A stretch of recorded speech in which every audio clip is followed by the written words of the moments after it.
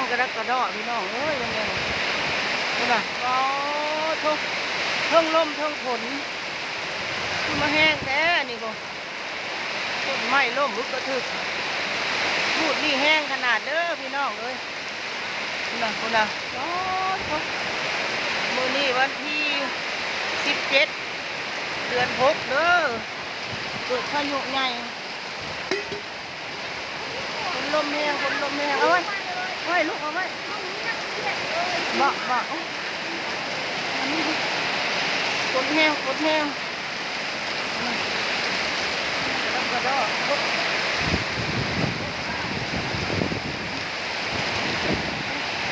ม่านยายก็จะเปียกว่าอะไรบ้างปุ๊บก็เลยก็จะบ่อยู่ละลูกก็จะปิดประตูนี้ก็แล้วแล้วแต่ยายนี่แหละสู่ผ้าสู่ฝนอยู่แห้งแน่แล้วตอนนี้ก็เดินดึงตูลงก่อน